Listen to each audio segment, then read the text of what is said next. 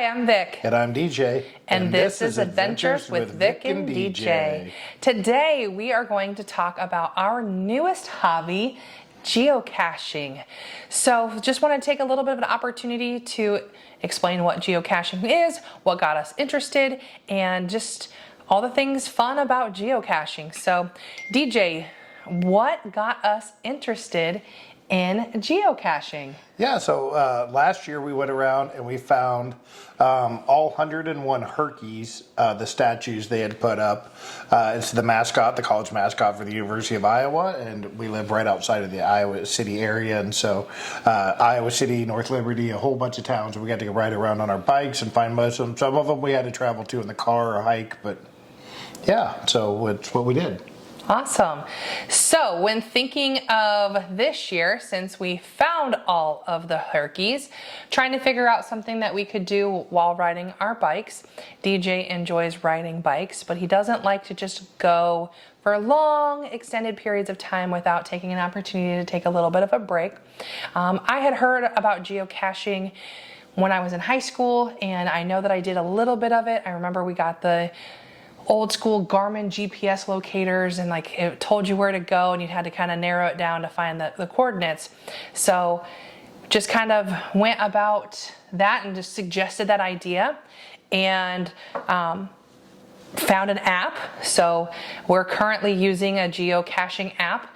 It's called Geocaching. You can use it for free, or you can pay the $40 a year for it, which comes down to like $3 a month or $6 a month individually.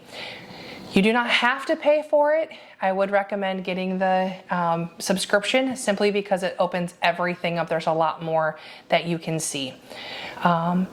So anything else about the app? No, I definitely saw the difference from when it was free to when we paid the $40. And when you think about $3 a month for a hobby, we've already got our fun out of it just from what we've done so far. But speaking of apps, you've started using a lot of this ChatGTP and AI stuff, and I don't know, it's been really fun. We've used it for some of our trip planning, and then even hey, what is geocaching? Like, what does ChatGTP have to say about what geocaching is? Absolutely. So DJ, when I had told him we were going to go do geocaching, he kind of knew a little bit of it.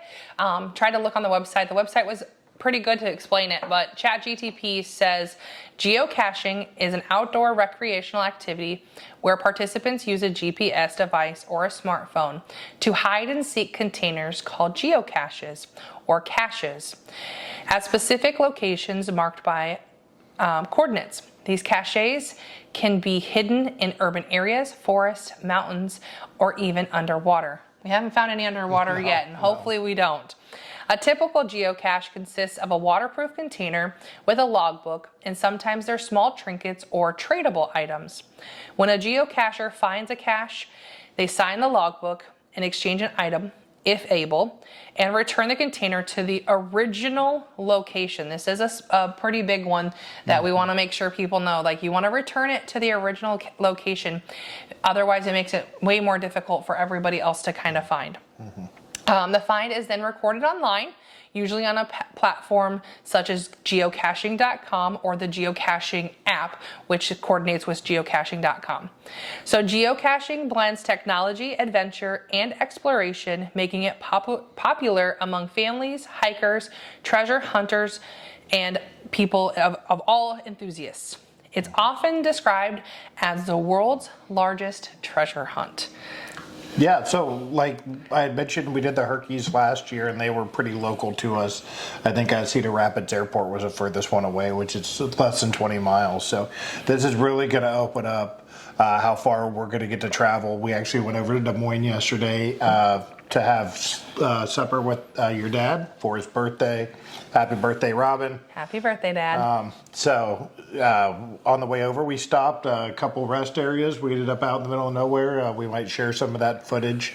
We'll see how ambitious we get. But yeah, so far, how have we done at finding these? Like, what do you think we're at? About 50, 70, 75% complete, like we found?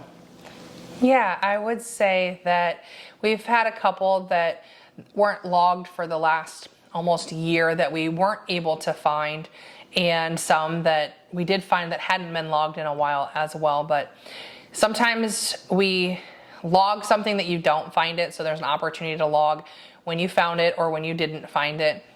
You can always go back and try again. I know there was one that we looked at, and as we left, I reread the hint, and DJ finally understood what the hint meant, but it was a little too cold, so we'll try it again. Yeah. But I definitely think that we've had some opportunities. It's gotten us out walking around different treks, so I think that's been a lot of fun for myself. Yeah, let's do 3 things we like, and we'll say 3 dislikes, even though they're not really dislikes, just 3 things that we hope improve over time. The first one was the creativity. So our favorite one both so far it was actually at one of our favorite restaurants, Cheddar's.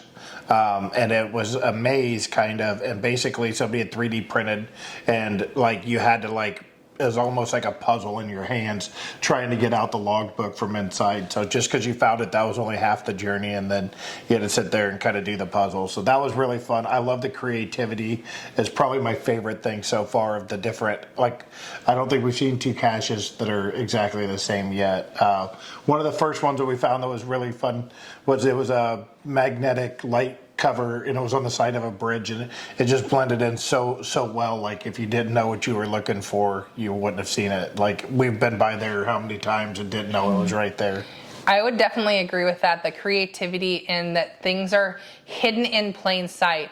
It definitely has made myself kind of, when we're walking around different areas, if I pull up the app, I feel like we could probably find, I know there's one in the parking lot. We didn't go look at it today, but there's one in the parking lot over by Walmart here in Iowa City. So they're in plain sight. They're not all out in the wilderness. Actually, when you're looking on the app, it looks like there's a lot more in town of places than outside of town. So we'll definitely tell more about that later.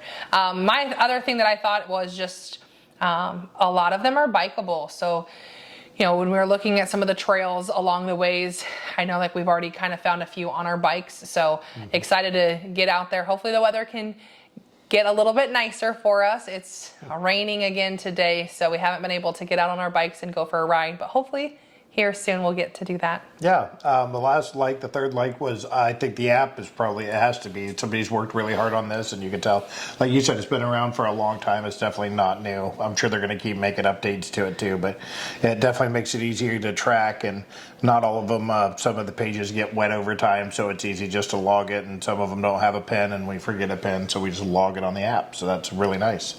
Yeah, and I would say too, with that as being a positive, the app, there are a few things that are a little frustrating with it, that obviously if somebody might have moved the cache around, so the coordinates aren't really as accurate, but it kind of makes it a little bit more fun. You have to actually walk around and look for something. You've got a 30-foot radius when it starts to say you're in the general area of where you should be. Otherwise, we kind of talked, there'd be some updates available if you didn't find it. DJ was like, it'd be nice if they maybe took a picture or something like that, so you kind of understood where you should have been looking.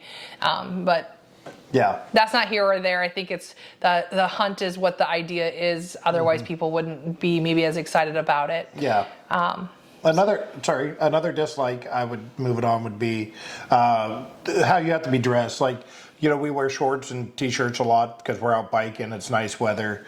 Some of these are in kind of the woods and stuff, and you get to it, you're like, we can walk out there. And we learned right away, like, okay, we need to start wearing long pants for this, and maybe even some of them say boots. At that point, if they say boots, like on the app, I'm like, nah, we don't need to see it that bad. Yesterday, like I said, we got out kind of in the woods a little further than we anticipated, but it was pretty clean back there, and there was good trails, so just a little mud, but we're fine. Shoes dry, and we had a good time finding that one. So yeah, and I think too, when you're out looking for a cache and you notice how much pollution is out there, and we've done our best to try to pick stuff up. Obviously, I've seen some TikToks and some different videos of people finding needles or finding like drug paraphernalia, people that have been out there.